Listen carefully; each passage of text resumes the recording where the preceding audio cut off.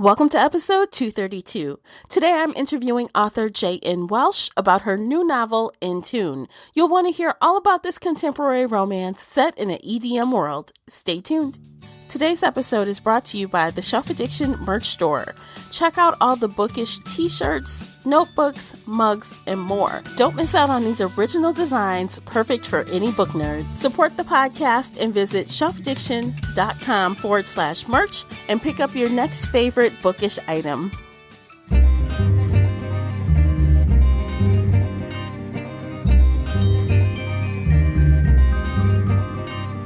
Hey everyone, I'm your host, Tamara Ford, and welcome to Book Chat here on the Shelf Addiction podcast. Here on Book Chat, we get bookish with roundtable book discussions, book recommendation lists, interviews, and more. Be sure to check out shelfaddiction.com for even more content. Before we get started, let me tell you a little bit about today's interview guest. Jan Welsh is a native New Yorker. She writes entertaining, often humorous, and provocative tales about strong, career-driven, multicultural heroines of color who are looking for love. Her punchy, flowing dialogue and most big city stories are heartwarming and stick to your ribs. When she's not writing, she can be found dancing, whining, rooting for her favorite baseball team, and or indulging in countless guilty pleasures. If you'd like to comment on something you've heard during today's episode, you can find me on Twitter or Instagram at Shelf Addiction. The links for everything related to today's episode are below in the show notes. Hi, Jan. Welcome to the episode. How are you doing today? I'm doing great. Thank you for having me. Absolutely. Thanks for taking the time. I'm super excited to hear all about your book. So are you ready to jump into things? I am absolutely ready to jump into things. All right. So let's start with what you're reading right now. Oh, well, I'm someone who kind of like double fists like reading. So I'll be reading a couple of things at the same time. Recently, Zoe Castile came out with Stripper. I was really excited for that book to come out. So I'm reading that. And I'm also reading a poetry book called Girls Like Me by Lola Staville, which is kind of cool because you can kind of go into it and out of it, but it's really done exceptionally well. And I started from poetry. So, it, kind of brings me back to my poetry days. Oh, nice. I like poetry once in a while. Yeah. Yeah, it's good stuff. Okay, so tell me, do you have an author that you absolutely love? Like you will auto buy whatever new book is out, no questions asked. Ooh, so that's a tough one because I buy so many. Probably at this point, maybe Raven St. Pierre. I love pretty much everything that she's written so far. I kind of got into her through a recommendation, actually.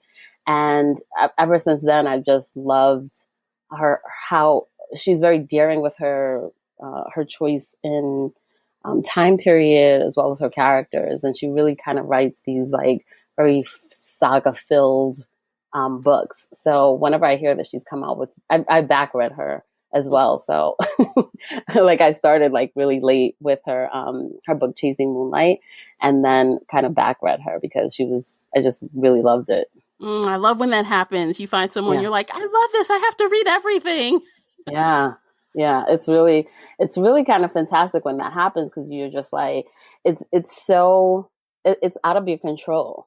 It's like, it's so out of your control where you're just like, I want more, I want to see how she got to this point, if this is a later book or how he got to this book or, whatever. So I think that is really amazing when that happens. And of course, people have tried to break this down over many a writing book, but it really is always surprising when that happens. You're just like, I just love everything that they write. Yeah, it doesn't happen very often, but when it does, it's like gold. It's it amazing. Is, right? Yeah. So share with me a little bit about like what writing influences do you think you have? Like, are there any books or authors specifically that you think have kind of influenced your personal writing style? I can't say specifically because I think that everything that I've read has influenced my writing in some way, shape, or form, whether it is something that I saw in, a Beverly Jenkins book or read in a Beverly Jenkins book or a Sylvia Day book or something that I loved out of those books. And then there are books that I didn't like, and I'm like, well, I learned that I don't like that, or I don't like to write that. So I feel like all books have influenced me in some way, shape, or form, either to want to write similar to someone or to really say, oh, I don't like that. I really need to stay away from. Mm-hmm. I do remember when I was trying to write, I was doing a romance novella and erotic romance novella. And I kind of got a tutorial from a writer friend, and I had to read like everything from the lightest in, love scenes to the most like where I had to put it down because it was just way too much. You know what I mean? And Yeah. so, and so I've I been got there. them. I'm like, okay, you know what? Too much. Put this one down. And so I think that it all influences you to either know like where your limits are in terms of what you want to write, not necessarily what you want to read, but what you want to write, and make you a better writer. Yeah. So that means you read a lot of romance then, yeah? I read a lot of romance and I read a lot of non-romance. Hmm. Yeah. I read I read a lot of nonfiction, a lot of personal development, real life stories like Trevor Noah's Born a Crime, or Oprah Winfrey's books and things like that. I've learned from so many nonfiction things as well as fiction books, and also different genres like mystery, suspense, or paranormal fantasy. Who can, I don't want to say who doesn't know Harry Potter, because there are some people who don't, right? I But, know Harry Potter, but I have to right. shamefully hang my head because I have not read Harry Potter. And that, see, and that, and that's totally fine, but it's like, everything can influence you in terms of either like description or story. And, because at the heart of any book is the story, and so the story influences you, regardless of genre. So I try to read cross genres as well Mhm. as in my own genre. It's always good to know what's happening in, my industry Mhm. as a romance writer, but I want to, I always branch out and read other things as well. Oh, wonderful. So tell me, what got you on the path to writing romance? Wow. Oh, that's a loaded question. So Oh, no. I know. So when I was younger, I was a very avid reader. I would read. I remember one summer when we were in school, because I'm a little bit older, we used to sign a kind of like a book list. Like you could order all these books. And I remember the summer was coming and I ordered like 20 books. And I just read and read and read. But my mom used to get donated books from my godmother. And my godmother would bring, would give her these like Harlequin books, these old Harlequin books. And my mother would have them on the shelf. And my older sister would read them because she's about 6 years older than me. But that didn't stop me Hmm. from reading them either. If it was a book and it had words in it, I picked it up, regardless of what was in it. Some was like way too either scary or too sexy or whatever, but I get my eyes on it.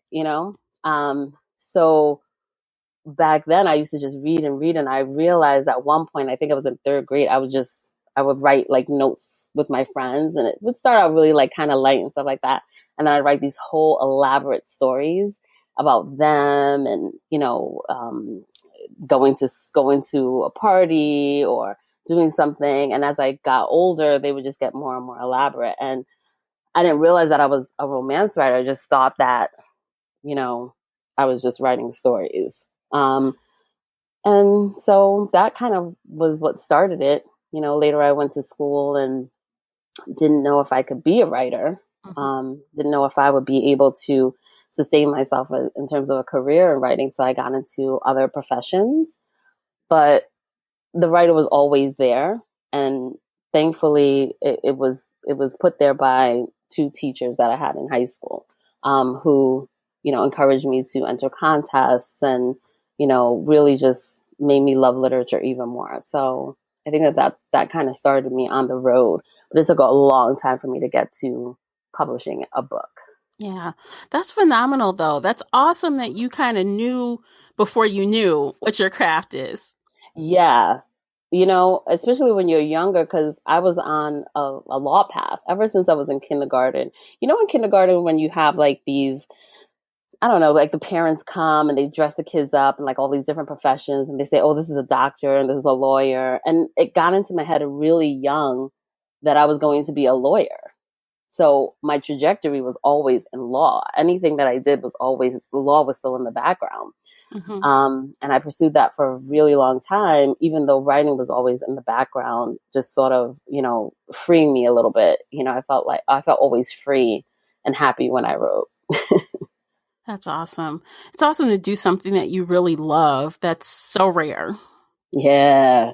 I read, I don't know who said this quote. I don't know if you've heard it before, but someone said, follow your heart, but take your head with you.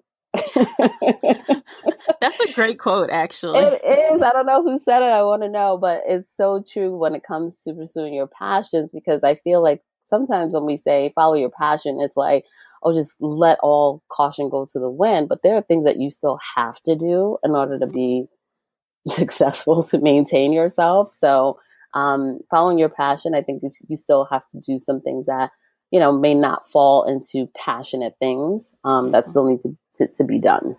Okay, awesome. Yeah. Actually, that's great advice. Yeah. So let's talk about In Tune, which is your newest novel. And Yes. I would love to explore a little bit with you about how you decided to set um, EDM into this book. Like, what was the inspiration behind the electronic music setting? It's so unique and very specific. Yeah.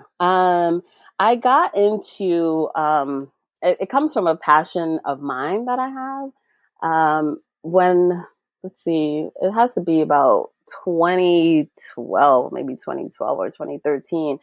I was in my apartment and I turned on a station and um there's an artist, his name is Cascade, was on the screen and a song of his called I Remember. I think I was catching it at the end, and it was a song that he did with Dead Mouse, and it was called I Remember.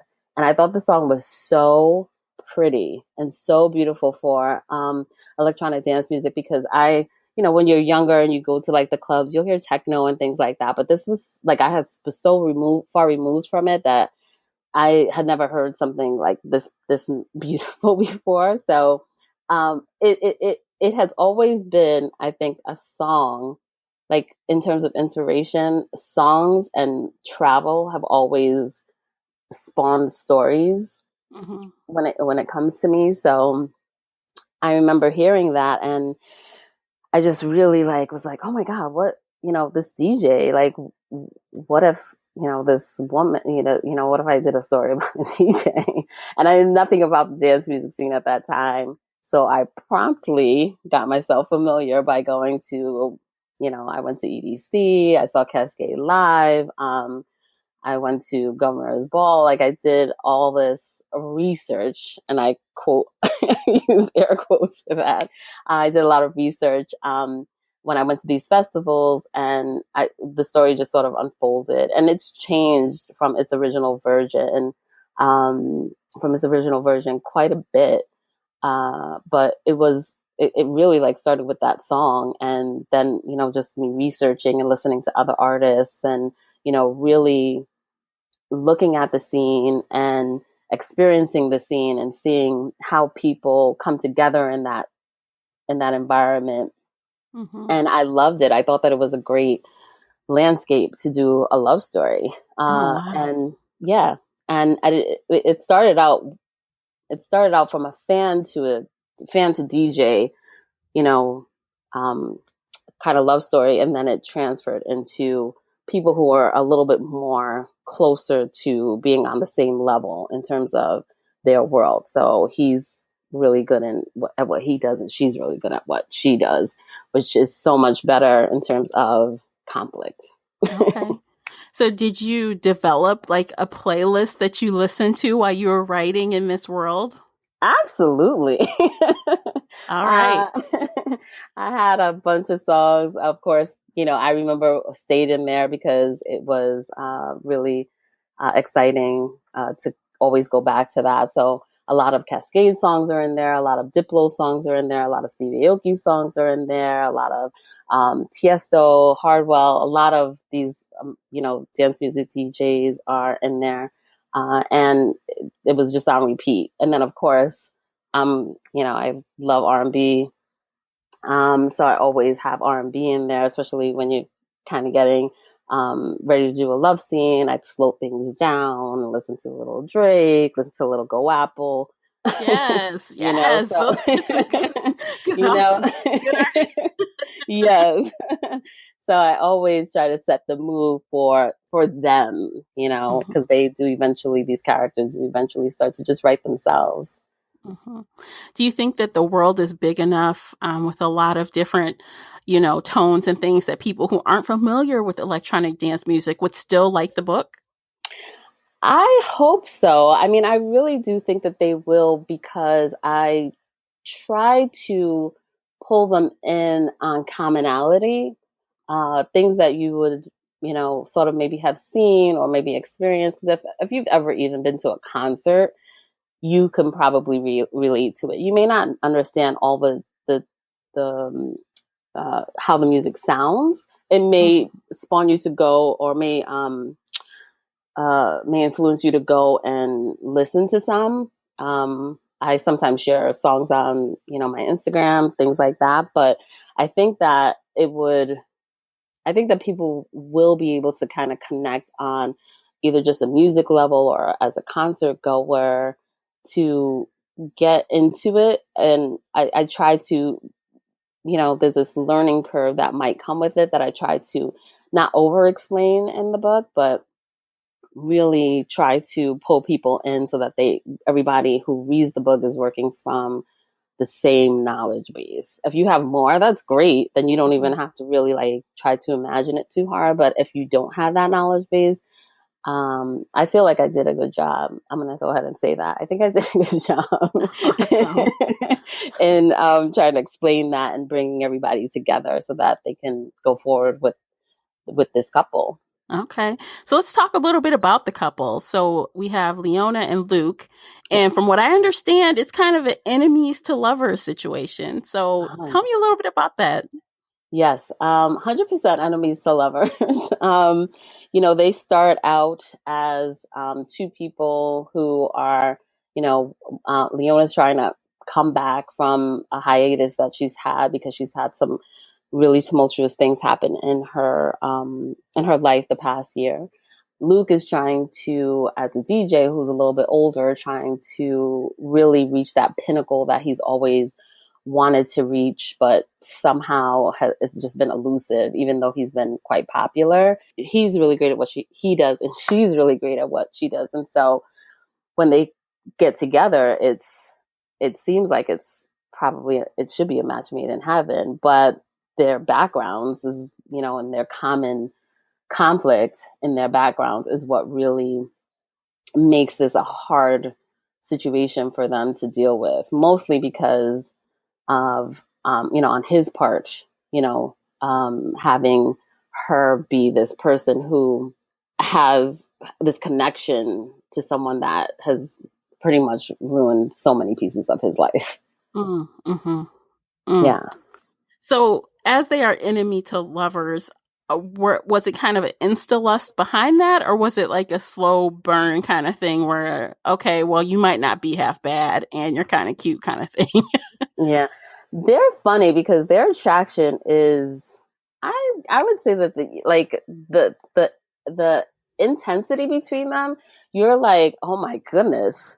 Mhm. It's really kind of like, "Okay, you guys need to get a room or something cuz this is just it's really like it's really high intensity banter, and the angst is really quite strong in the beginning, not to the point where you don't think that they have a chance, but it's pretty potent, Mm. on both sides. And there's so many scenes that I love where he's giving it to her and she's giving it right back. And I love that, especially with um, really, I love writing really strong female characters because I feel like we need to see more of that. And I just feel like if we see more of it, it kind of gives us a little bit of confidence to do it in our own lives a little bit more if you're not already, killing it. Um, Yeah. but so I love that banter where they can kind of go back and forth and she can go toe to toe with him, not just as a professional, but she's really quick and smart and she's not to be she you may think that you can mess with her, but you may want to rethink that. And she shows you every time. I absolutely love strong female characters. And I also like when the man in the story can hold his own. It's like almost two alphas, right? Who's going to end up Yes. on top here? Yes, exactly. That sounds fun. Exactly. Yeah, he gives it as much. He is able to hold his own as well, and they I don't want to say that they're perfect for each other because I most of those, whenever I hear perfect, I'm always like, oh, they're great for each other, but they do have this common thing that it's funny that it's normally the thing that you have that is common conflict between you is kind of what can help you heal and resolve your challenges. You know what I mean? So Yeah. that's one of the reasons why I love romance is that conflict normally ends up being the thing that helps to heal each character. Okay. Well, I have to ask this. I always ask when it comes to romances so that the listeners know what they're in for when they click buy on Hmm. the heat level now. Okay. So what is the heat level of In Tune? Let's say one is, Christian fiction or, something like that. And then 10 Okay. is just like full on erotica. Well, where do you think, in your opinion, In Tune kind of falls on that metric? Mm, I'm gonna go ahead and give it an 8, maybe a 7.58. Hmm. It's pretty sexy. I mean, you're in the room the whole time. Open And door. That's what I like to hear. it's 100% open door, and you're just like in there, like standing there, like watching. It really is. It really is. I always say high heat, and I always warn people. I said, it'll make you blush. It'll probably get you a little excited. You're there with them, and Mhm. um, the lead up to it is so exciting because they are kind of enemies becoming lovers. So there's that burn, that fire that keeps just getting more and more intense as you get along until it finally happens, and you're just building up to these amazing moments that they have. So yeah, I would say 7.58. I wouldn't say 9 or 10. For Mhm. some people, they may think that is 9 or 10. Yeah, full on BDSM is a little, erotica BDSM. That's like, yeah, a lot No, for, yeah, yeah. we're not there. Although I did kind of get the vibe that Luke is bossy. Like, okay, is he bossy? He's not. No? Oh my He's gosh. gonna come across. Okay, so he's gonna. I'm gonna protect Luke for one quick second. He's Okay. he can be he's very intense, right? And I remember somebody I was asked this for an article, like, how would you describe your hero in this book? How would you describe Luke? And I described him as an artichoke. And the reason why I said artichoke is because he's kind of spiky on the outside, but when you peel back the layers, the inside is really sweet. Oh, he's so You mushy know? on the inside. So you gotta like he's like like a little M&M like You got to crack the outside though to get a in bit, there. right, a bit. A bit. So I describe him as that, but I'll tell you in the beginning, you might ask yourself if you like him as much as you want to like him. Probably not in the beginning because you're like, wow. But when you get his side of his perspective, things become a little bit clearer. So you can't give Mhm. you won't give up on him. Yeah. What about Leona? Is she, obviously she has some things to go through to get to the other side as well.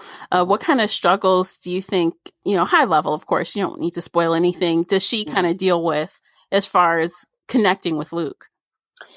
Yeah, Luke is a client. It's that I think that whole situation where, do I cross the line when it comes to, any kind of workplace romance or work, anything dealing with work. You want to be professional, you want to be taken seriously, you want to have a thriving career. And for Leona, that from the beginning is, something's happened to kind of knock her off her game.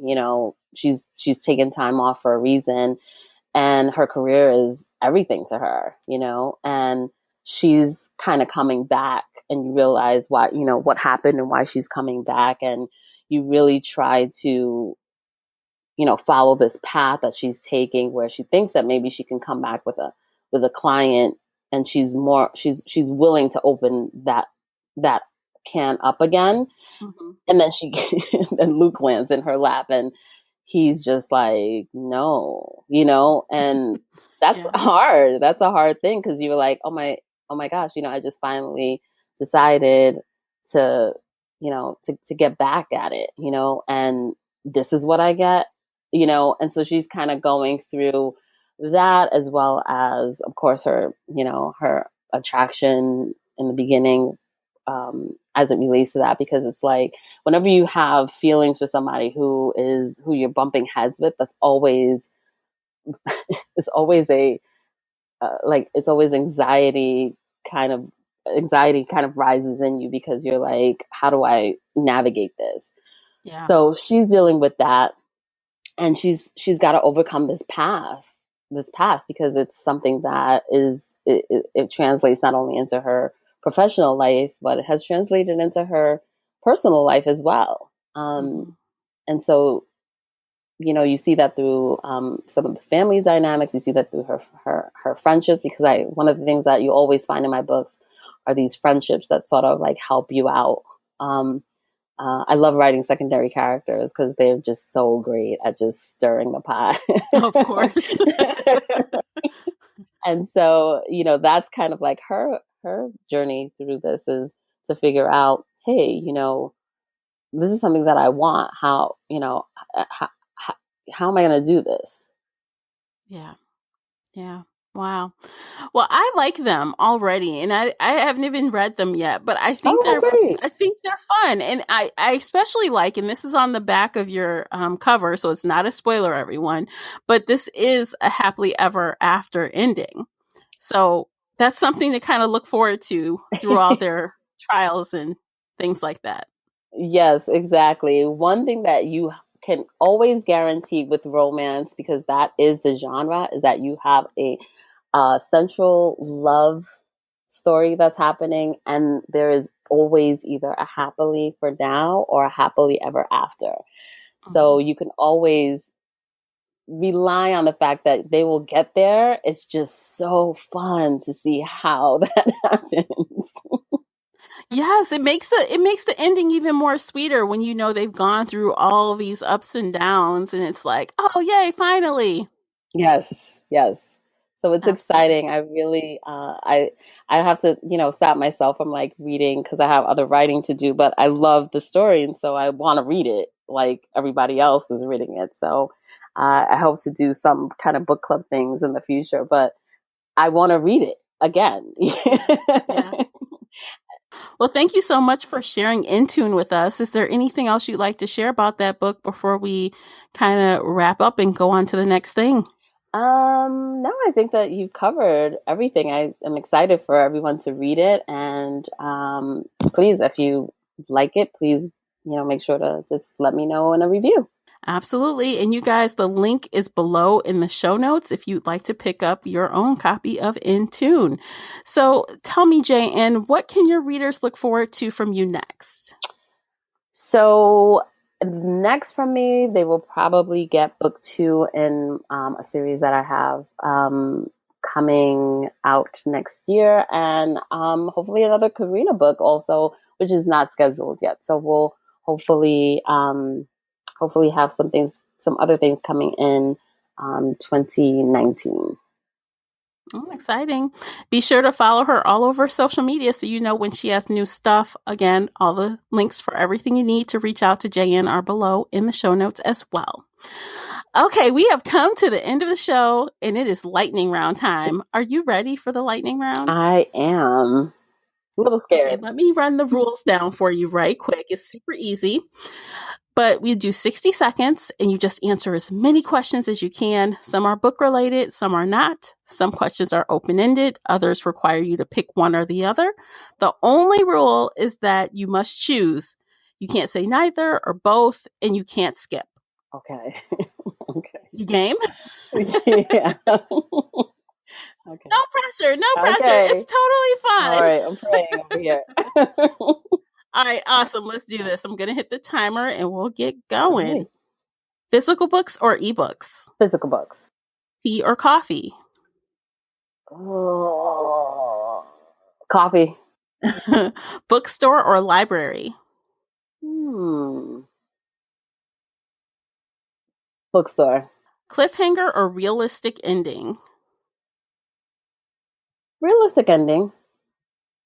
Name a book that you've read in one sitting. One sitting. Oh, The Wedding Date. Android or Apple? Apple. Romance or erotica? Romance. Vodka or rum? Vodka. If you could pick one superpower, what would it be? Flying.